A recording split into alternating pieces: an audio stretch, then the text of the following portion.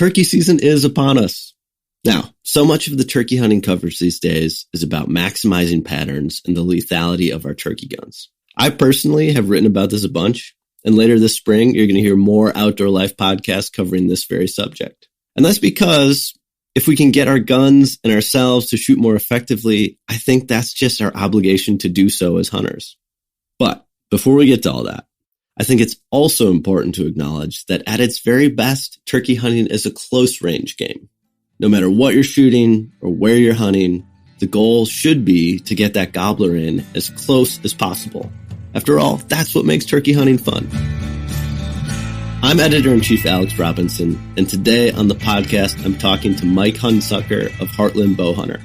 Mike knows all about getting gobblers in close because he hunts turkeys almost exclusively with the bow. Here's what Mike has learned over the years and how you can use those tips this spring.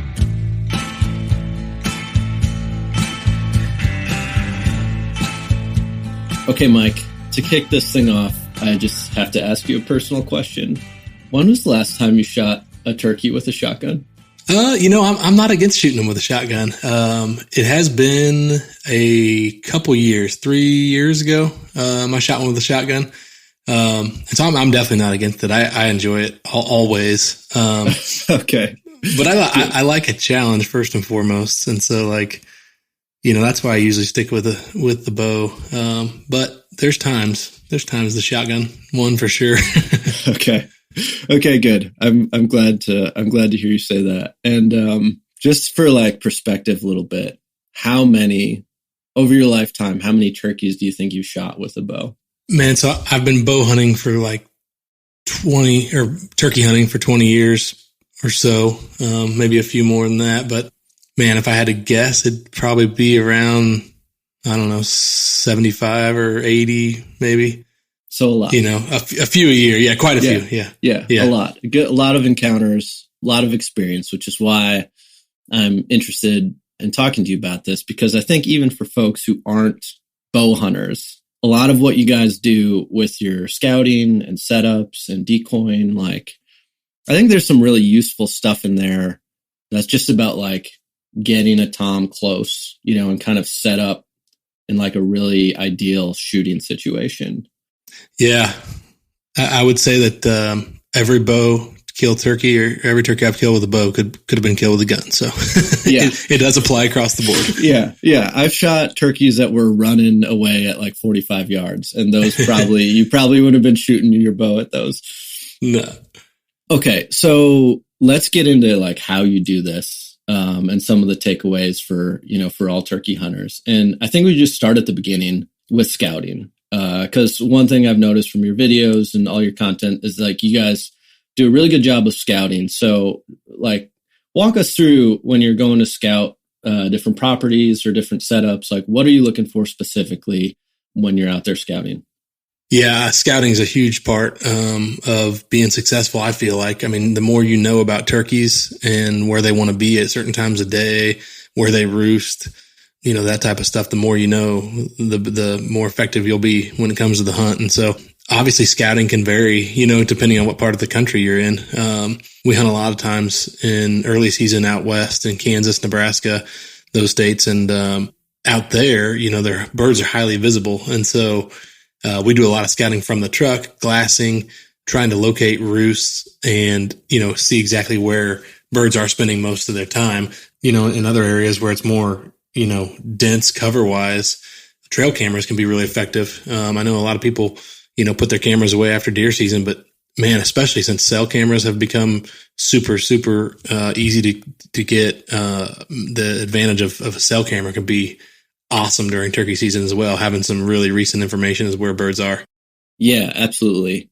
Kind of going off of that a little bit, hunting with a bow, I would say, and correct me if I'm wrong here, but hunting with a bow, you can't just set up wherever, right? If you're hunting with a shotgun, I can just sit against any tree and pretty much start hunting. But hunting with a bow, you have to have kind of a more specific setup. So that probably goes into your scouting too, right? You have to scout the birds, but then you have to also scout places to set up. Yeah, a lot of times, turkey's eyesight is so unbelievable. And so the biggest challenge with a bow, is getting to full draw. And sometimes, there's situations we like the run and gun. I like that style of being mobile and being able to move. And so sometimes, we'll just sit down next to a tree, and kind of like you would shotgun style. I actually started putting kind of a ghillie deal on my bow to hide any of the limb reflection from the sun and that type of stuff. That always seemed, if we got out of the blind and looked back, or got out of, looked at our setup, that was kind of something that stood out. So I started putting some ghillie stuff on my bow, and then I keep my bow, directly in front of me, facing the decoys ready to go. And so, it's been interesting to see, if you do have, the right setup and cover, that's great. But there's been instances where, we didn't have the greatest cover, where you would just sit down next to a tree, kind of like you would with a shotgun.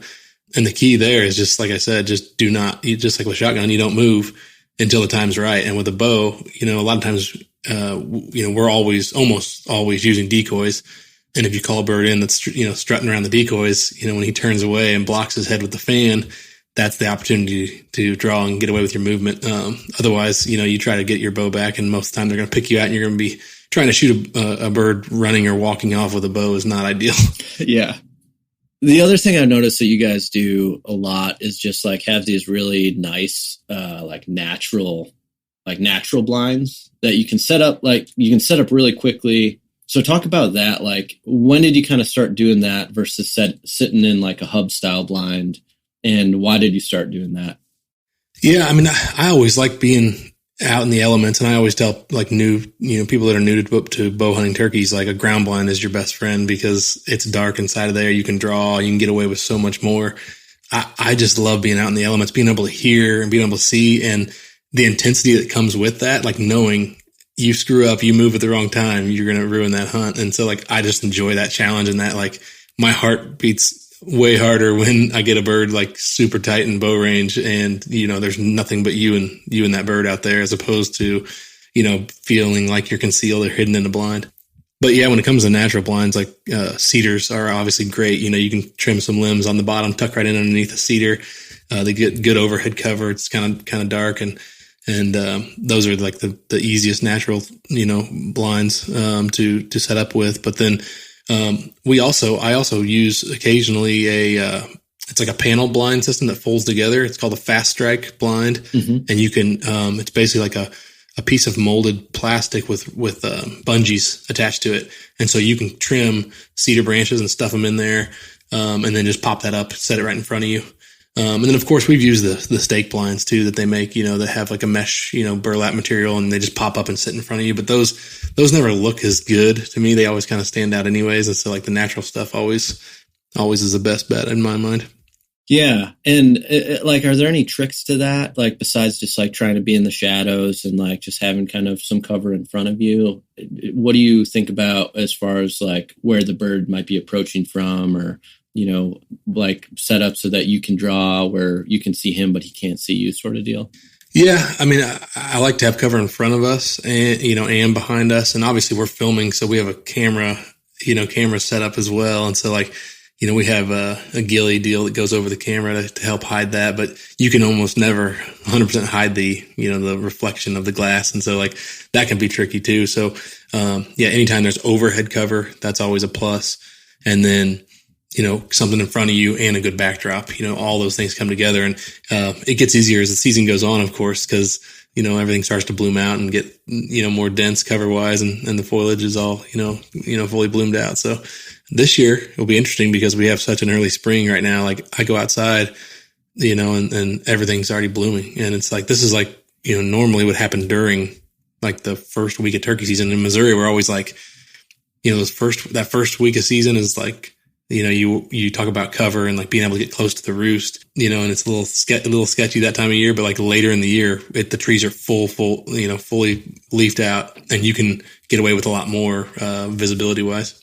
Yeah. And this is a good topic for all turkey hunters, regardless of if you're hunting with a bow or a shotgun. I think I see a lot of folks, sometimes we'll say shotgun hunters, set up around fields and open areas, and they're just They're just like sitting next to a tree in the sunshine, really no cover above them or in front of them. And man, like if you can spot them, like if I can spot you really easily, like with my naked eye, then you got to believe that a turkey can too. And I think that's kind of an underrated factor for a lot of folks, is that like they will see you from a far ways away and they just like won't come out into the field if they do.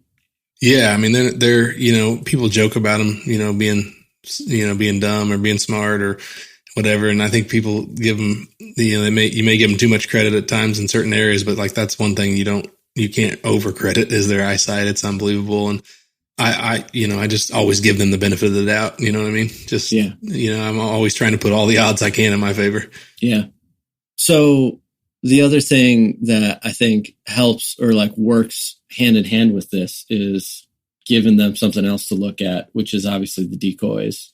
And, talk about how you use decoys and just like what your process is for one, like choosing which decoys to run in any given setup. And then off of that, like how you position them so that you get a good shot when that bird does come in. Yeah.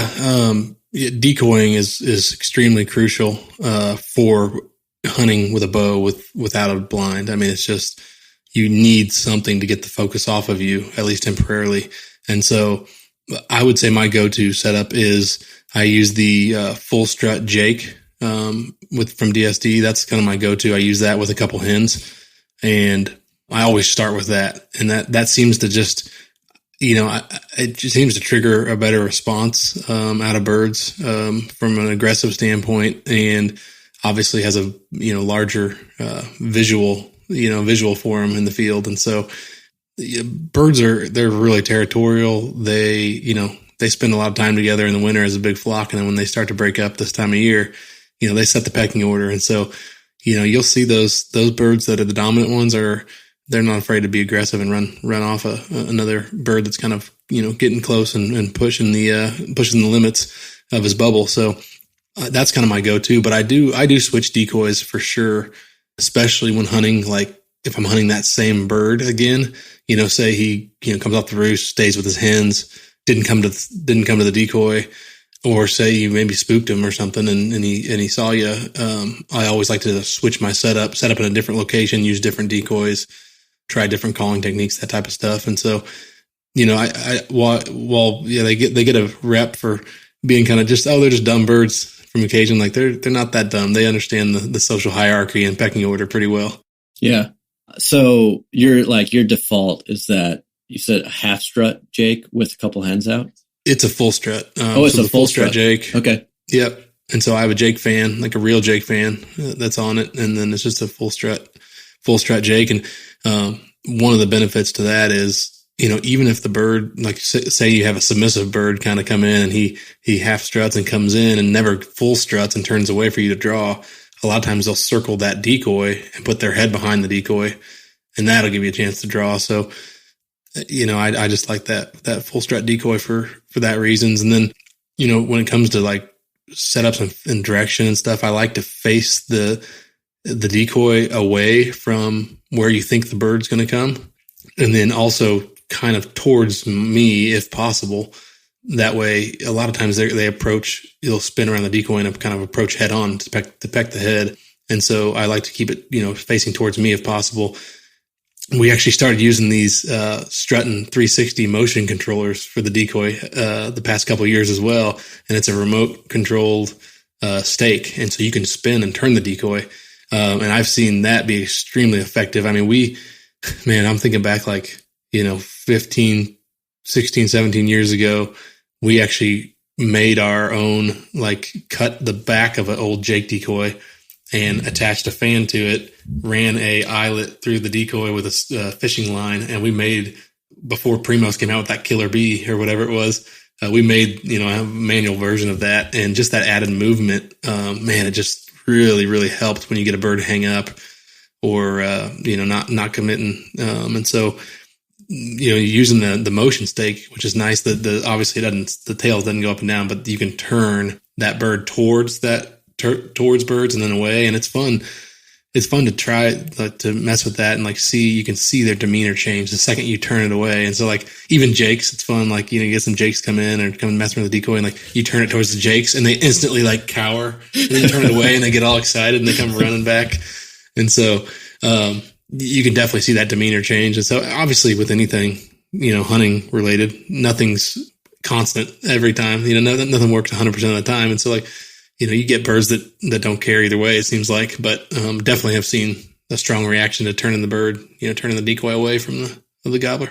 Yeah. So kind of an ideal scenario, he comes from the direction that you think he's going to come from. Your strutter decoy is facing away from him. So the fan is facing out and he kind of approaches, spins around the decoy. So now the tom is facing away from you and facing the decoy, and that's your chance to draw and shoot and all that. Yeah. Yeah. And that's, probably one of the most difficult things, even for me still to this day, is being patient and waiting for the right moment to draw. Obviously, like our instinct is the second they're in the decoys, to try to draw and try to get drawn back. But man, I've really learned, the past several years to be, just be patient. And that comes to getting the bow drawn. And then it also comes to shot placement as well and waiting for the right angle, waiting for the most opportune shot. I'll never forget, man, one of the first times using a Jake decoy, I had a gobbler come in just mad and just beat the crap out of it. And I just, ripped my bow back as quick as I could. And I shot as fast as I could, basically. And the second I shot, he jumps and like attacks the decoy and the arrow goes nowhere close to him. And, fortunately, when they are that mad and that angry, you can get away with a lot. And so like I was able to grab another arrow and knock it and actually get him the second shot. But, yeah, man, it's just being patient is huge because like I said, the last thing you want to be doing is shooting at a bird that's alert. Yeah. And like you have to do that, you have to have real faith in your decoys, right? Like you have to really believe because, right, there's that one, the scenario you just described where like Tom just charges in and he's ready to fight and he's basically suicidal. Like he's going to fight that Jake no matter what. But then so many more times it's like, he's like kind of coming in, he'll strut for a while and then he'll kind of drop strut and then he'll hang up and then maybe they'll like slowly come in and stop. That's where I think regardless of what weapon you're hunting with, people are just like, they get amped up to shoot because they're like, oh, he's not going to do it. And like, he doesn't like it. He saw something. So is there any like telltale sign of like, okay, this Tom is going to come in that you can look for, or do you just have to just be really patient and just believe and only shoot when he really gets in? Yeah. I mean, I just always am trying to be cognizant of their body language, watching them and seeing what they're doing. And like, to your point, I've had it all sorts of ways. You have the ones come flying in, you have ones hang up for hours. I've had ones hang up for hours and then finally just a switch goes off in their head and they said, all right, I'm coming in. And so, yeah, it's just patience for me. And honestly, for me, from a standpoint of like, I love turkey hunting and being a part and being out there and chasing them. And like I said, I've been fortunate to hunt a lot and have shot a lot of birds. And so like for me, what really gets me going is when you fully trick the bird and you get them all the way in and you get to see the whole show. Shooting a bird hanging up at 40 yards with a bow is like, you shoot them cool. I mean, obviously your margin for error is way more at 40 yards anyway. So like, I might as well only have a 20-yard pin on my bow. Yeah. Yeah. I think a lot of more experienced turkey hunters feel that way too. You see people switch into like 410 shotguns and, just really trying to get turkeys close, which is like the real fun part of it all. Yeah, absolutely. And that's, I know that like decoys can get, a lot of people are like, decoys, they're like, especially like with the motion controlled decoy, like, oh my gosh, that's like cheating. That's not turkey hunting. You got to actually fool them, trick them. And, we're doing it with a bow, so you can't ever really argue that we're taking the easy route out. But yeah, I mean, it's all, it's a personal thing. You know what I mean? That's what's cool about hunting across the board is it means something different to everybody and every challenge is different and unique. And that's why I always say like, if you're going to start turkey hunting with a bow, like get a pop-up blind, like do yourself a favor, get one under your belt and then maybe change and try to do a natural ground blind or try to do, more of a challenge or whatever. But, it's hard enough as it is. So don't make it too hard on yourself out of the gate. Yeah. Yeah. Turkey hunting's fun, but it's not that fun when you're just scaring turkeys all over the place and never getting a shot opportunity for an entire season. That becomes less fun. Yeah, absolutely. So on the calling side, right? We were talking a lot about decoys. How do you like mix calling into this type of hunt? Yeah, I mean, calling is an extremely crucial part of turkey hunting. And like everything, it's very situational. I try to really listen a lot to the birds and what they're doing and how they're responding naturally, and try to mimic, what other hens are doing. What I will say though, if a gobbler's henned up and got hens, like you can call all you want and he may gobble, but like, the odds of him like leaving that hen are probably pretty slim unless he feels threatened. But I will say what's killed a lot more gobblers for me that have hens with them is being aggressive on a call, firing that hen up, getting her mad and having her come in and come into the decoys and he comes right with her. I've had that happen so many times. And like, it's fun. It's one of those things that like, once you hear that aggressive hen call, like, oh, it's on, you know what I mean? And you fire up, cut her off, get loud. But there's obviously times when like really like soft purring and soft calls can be really effective, especially in dense cover where like, there's kind of two aspects with the turkeys, the visual side and then the hearing and the audio side. And so like, a lot of times you might be working and hunting a bird that you haven't seen and you won't see, until he's in range. And so that's when calling really is really crucial. And then there's times when once they see the decoy, that's when I really like to be able to judge their, demeanor and their body language is when they see the decoy, then, based on their reaction, how much to call, how aggressive to call and, how to handle that. Yeah. Yeah. That's kind of an interesting point. It's like, in some ways you want to kind of let the decoys do the work. If the gobbler's already seen him or the strutter's already seen him and he's kind of coming in, like sometimes less is more with calling. But I was just going to ask you to elaborate on your point of like kind of trying to read the turkeys more than just like going off a calling sequence that you just like kind of throw out there just to do it. Yeah. Oh yeah. Reading their their body language is huge. Cause you don't want to overcall. I always err on the side of like less, you know what I mean? But there's obviously times where you got to get aggressive and there's times when I just lose my mind. I'm just so frustrated and just call everything, throw the whole kitchen sink at them. I'm sure you've been there, but you see the birds in the wild flocked up and like, the hens aren't walking around calling nonstop loud. You know what I mean? I mean, they're clucking and purring and as they feed and really soft stuff. And same thing with gobblers. A lot of times, when they get henned up, they're not going to gobble a ton. And so just judging by their behavior and watching that, I've learned a lot. Yeah. Yeah. And I know I know you were talking about like run and gun hunting and, how effective that can be, but also like some of your hunts, you guys just wait them out. Like I've noticed that. And that goes into the patience part of like, if you know that the turkeys are like coming out into this field or into this area, but maybe it's not till like 11 o'clock in the morning, then just don't blow, like just wait, like don't blow it, let the turkeys do their thing and come to you. Yeah. We always joke and say like, it's not fun deer hunting turkeys, sitting around waiting for a turkey. But being that we're kind of limited to where we can set up based on cover and that type of stuff.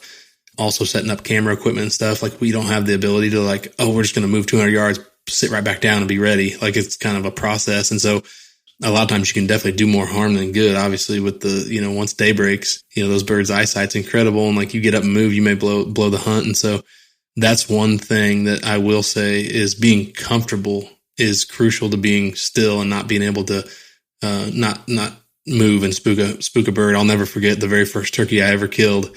I was just not in a great position and he took a while to come in, followed his hens all the way in. It was probably, 20, 30 minutes. And I was like, just crouched over and was like absolutely exhausted physically by the time he finally came in. Cause I was just trying not to move, but I wasn't comfortable. And so we use those little turkey lounger seats that pop up, and they sit really low to the ground, but they're so comfortable. I mean, literally, you'll fall asleep in one of them.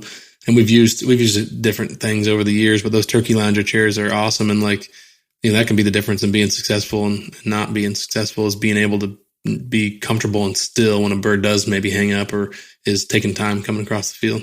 Oh man. Yeah, that's so true. And it's like a very overlooked thing, but I have to relearn that lesson literally every spring, because inevitably I'll like hear one, I'll strike one, and I'll just sit down somewhere and be like, oh, he's coming in. Like, I'll be here for 15 minutes. I'm going to kill this turkey.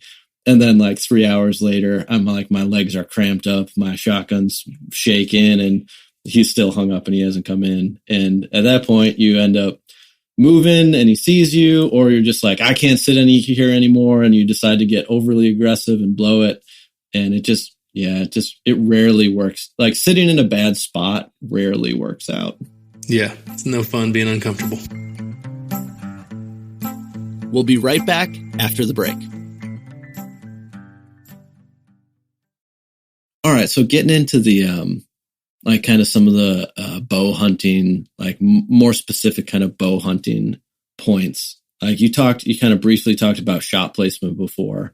And this one gets like kind of like everyone kind of has different opinions about shot placement on turkeys. So just like run through some of the things you've learned over the years and just like some tips you have for folks who are trying to bow hunt turkeys, like just purely on shot placement. Yeah, that's can be extremely difficult is picking a spot with a turkey, like especially when they're full strut. And like the hardest thing is to like not get overexcited and just put your pin on the bird and pull the trigger, because that's not going to work out most of the time. And so, when those birds, you see them walking around, and then when they strut, they're just like way bigger, lots of feathers. And so like shooting a bird at full strut is always like something I try to avoid. But with decoys, every situation is different. But like there's times when a bird will not break strut. He just stays in strut all the way around the decoy.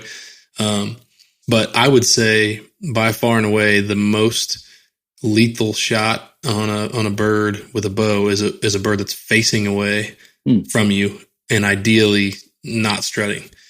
And I think the reason that is because when you shoot a bird from the backside, their whole breastbone and spine and structure are all kind of exposed.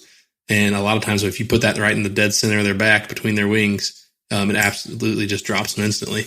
And so that's why, I think it's one of the most effective shots, but also at that angle, like your margin for error is much less. Like you can, you miss left or right, you're just going to get feathers, and a lot less can go wrong at that angle, I feel like. Yeah. So it's like, you're kind of either going to kill them or you're going to miss them more likely. Yeah, exactly. As opposed to like a broadside shot where, those turkeys have a ton of breast meat, and their vitals are tiny. And so it's easy to shoot one low through the breast and not get the vitals from a broadside shot. But I would say almost more important than any of that is the bird standing still. Yeah. Because like I said, when they're around a decoy, like they're always moving. And that can even be the case with a gun. Last year I took my son out on one of his first turkey hunts ever, and we had 2 gobblers come in and just terrorize the decoy. And I had like a GoPro on my hat, so that he was sitting in my lap. You can kind of see it over my shoulder, but it was just insane. And I'm like, all right. And then in that situation, I'm like, all right, left bird, no, right bird, no, don't, you can't shoot 2. You can't shoot 2. And I mean, that went on for, I don't know, probably 45 seconds, a minute. Yeah. And looking back, it's funny. It's like, obviously, you've hunted turkeys a lot, like, when to make decisions and stuff like that. But then like when the roles are reversed and like you're trying to coach, I was probably like just really amping them up and like getting way too excited, and I was more nervous. Oh, 100%. Yeah. But he ended up shooting and missing, and it was one of those situations where I was like, oh man, we should have just been more patient, and waited. And, we talked about that a little bit earlier, but like I've had birds, like situations where say Missouri, you can only shoot one bird, and, you shoot one bird and the other bird hangs around, and you see how long. I mean, I've had birds hang around forever, and we're like, you're not one to just jump up and spook them. And so like, a lot of times you feel the need to hurry up and pull the trigger. But I mean, if they're committed into the decoys, like it takes a long time for them to like really just be like, well, okay, I guess I'll leave. That once they're committed, they're in. Yeah, that's interesting. It seems like there's kind of like a switch that flips for them, where once they're like in that kind of like fight mode with that Jake or whatever in the decoys, like it takes a lot to kind of spook them out of that. But up to that point, they're pretty wary, and you got to really, really be still. Is that fair? Yeah, I would say, yeah, for sure. And like, I've had situations where, a bird comes in and is attacking a decoy, and he's pecking the decoy, and he's just pecking its head. And obviously he can see me, but I just know by his aggressive nature that I can get away with drawing, and I just do it as smooth as possible. Any sudden jarring might really knock him out of that mood. But for the most part, his eyes are focused down right at that bird's head and just pecking it, trying to hit it right in the eyeballs. So they're mean, man. They're mean suckers. Yeah. Yeah, that's cool. And, and it just like back to kind of your point of like the enjoyment of the hunt. Like if you're not patient, you don't get to see that stuff. So. Oh yeah. That nothing like drives me nuts more. Like, watching turkey hunts and like, you got a bird like coming in and like committed, and here he comes, and the guy hunting just like blasts him right away. I'm just like, man, like at least let him put on a show, But that goes back to the excitement factor, just you just get excited and anxious, and once he's in range, you want to pull the trigger. So yeah, that's one of the many reasons why I could never have a turkey hunting show, Mike. Got to harness the excitement. Talk to me about broadheads.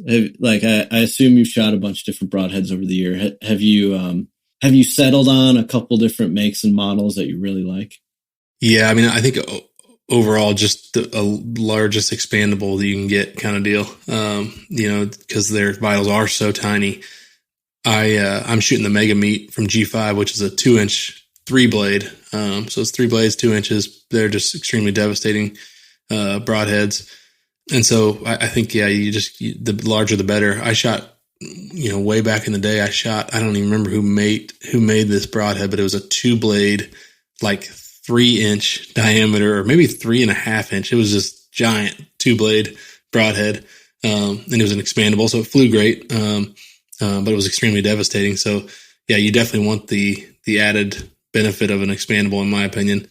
I don't know if I've ever shot a turkey with a fixed blade, to be honest. So, I did last year, I guess wasn't the first time ever, the second time I used a guillotine style broadhead that is, designed to shoot him in the head.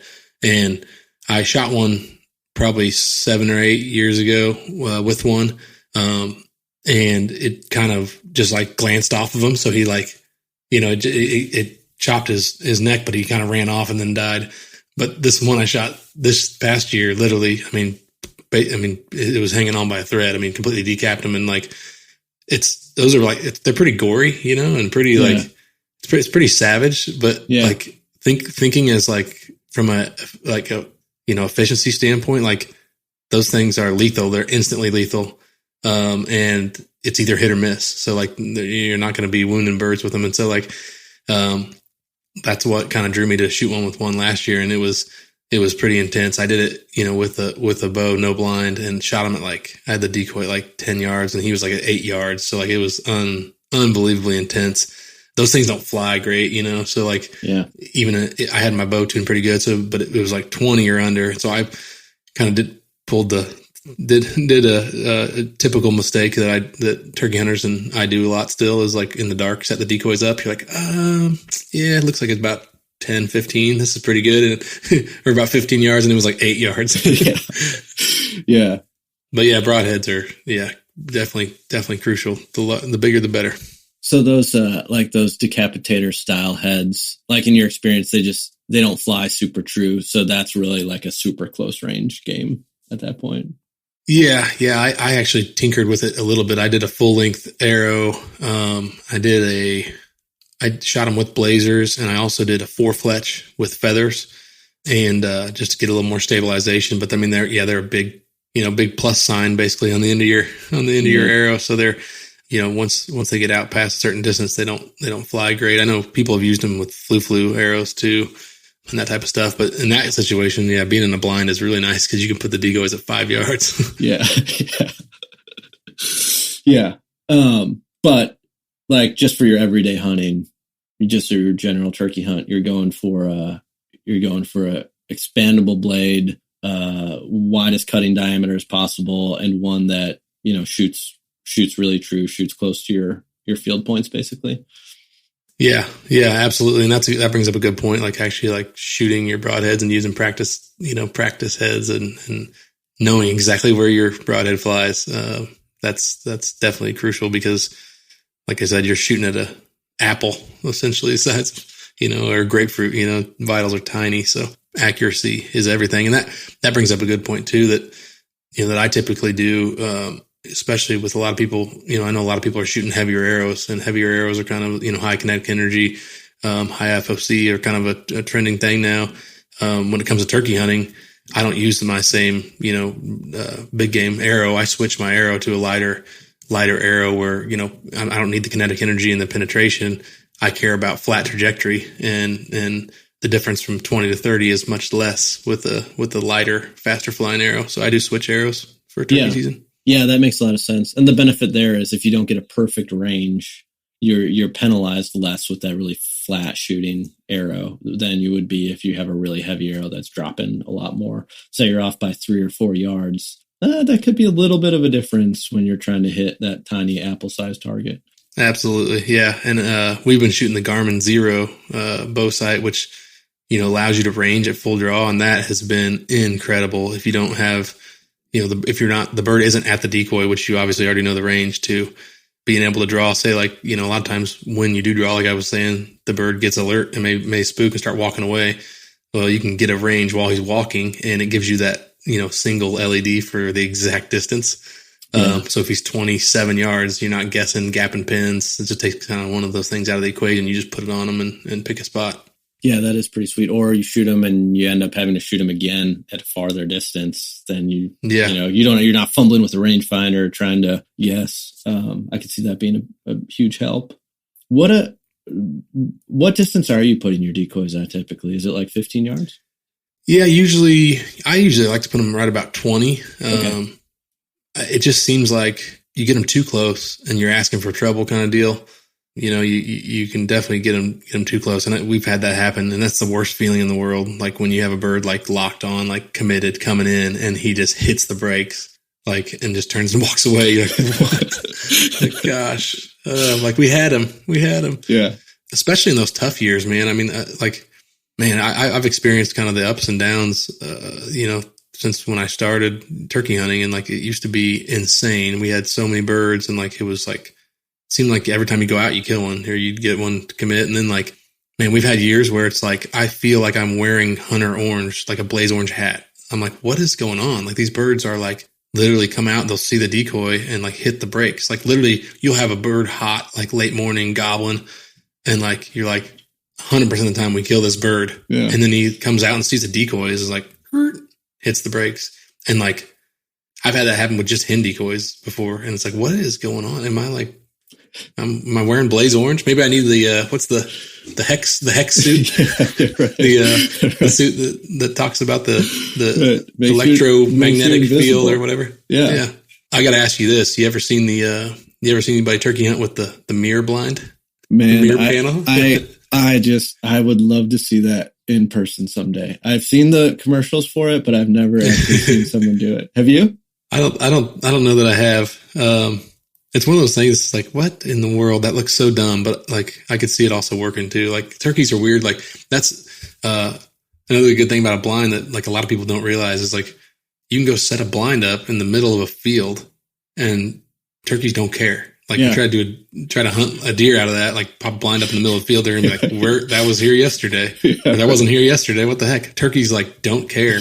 Yeah. I'll never forget. Like people that like are newer in turkey hunting that I've hunted with are like, "Wait, you can just set up the blind in the middle of the field?" Also, turkeys can't smell. For those of you that don't know that, I hunted with a guy in Texas that was like, "Yeah, we got to get downwind of them," and He was like, cause he had never turkey hunted, just deer and pigs. And I was like, no, you don't have to worry about the wind with turkeys. Thankfully they have enough advantages in their court. Yeah, man. If you see me on social media using the mirror blind and running an ozonics unit like in late May, you know that my turkey season has gone really bad so far, and I'm just like, yeah, I'm just at the bottom of the barrel, doing whatever I possibly can. But yeah, you're right. I mean, we joke, but I don't know. Some of the tactics that are like just common today that everybody uses probably would have seemed really outrageous like when they were first introduced. And you kind of don't know until you try it. So you never know. Oh my gosh. Yeah. I get like the invention of the hub style blind. Like that was like a game changer for turkeys. And like at first people probably like, what? That ain't going to work. Yeah. But it's unbelievable. Yeah. You were talking a little bit about the tough years, and, you've like posted about this, and Outdoor Life has written about this a bunch, like just kind of the turkey declines in some states, and you've seen this, in, the places you hunt, Missouri, Kansas, Nebraska, just kind of the changing regulations. Has that, just kind of fewer turkeys on the landscape in some of these places, has that changed your tactics at all? Or you just kind of like sticking with what you know works and just kind of having to grind it out a little bit more than in the glory days when there was just turkeys everywhere and, in every river bottom? Yeah. It's definitely changed the way that we hunt and the way that the way that we manage properties, and the way, it's gotten, kind of bleak on some of the properties. And so we don't take any turkeys off of them, kind of deal. But I will say that on most of our properties where we're doing habitat improvement work and really, really, knocking back the predators, I mean, our populations are great. And so there's a lot of factors that contribute to the kind of the whole, Midwest numbers being down, especially the past few years when we had a couple bad hatches and late, nasty spring weather late. And, I think we just had a culmination of like 5 or 6 bad things happening at once that kind of just knocked it back. But fortunately, from what I've seen, it kind of seems to be bouncing back. And a lot of that has to do with state regulations, changing. A lot of states are limiting tags. Fortunately for me, I drew a Kansas tag this year, and nice. I never thought I'd say that. I had to draw a turkey tag. Yeah. But I'm hopeful that things will be, on the rebound and on the mend. And yeah, it definitely changes. Like it's some of those birds that are around when there's less numbers. It's like they kind of know more. Like they know more about their social dynamic because there's less birds. And so it seems like it can be trickier. But I would say, on those birds that are really tough to kill, like the best way to kill them is to get really close to the roost and in the morning. And try to intercept them that way. Yeah, and that gets back to the I think the last bird I killed with a shotgun. He fooled me about 3 weeks long, the whole Missouri season. Yeah. And I said, nope, not today. And I sat underneath this tree with a shotgun, and I won in the end. Yeah, which that's a great hunt too. I mean, you put absolutely. You put like. It takes real skill to like identify the right tree and sneak in there quiet and know where he's going to fly down and then hunt him when he hits the ground. Like, that's kind of the, there's real skill and real joy in hunting them that way too. Just like there is having them come in and beat up your decoy and shooting them with a decapitator broadhead too. That's right. Yeah. It's mix it up a little bit, do a little bit of everything. Well, I can't promise you that I'm going to try to shoot one with a bow this year, Mike, but after this, I at least feel like I maybe I could. Yeah. I always said like, like if we weren't like so dedicated to the archery side of things, I'd I'd shoot one with a gun, and then second one, try to get the second one with a bow. Yeah. We had two tags in Missouri. So yeah, it's all about the challenge. Like I said, don't make it too hard on yourself or it's not fun. Yeah. All right, Mike. So, how do we follow you through your turkey season this year?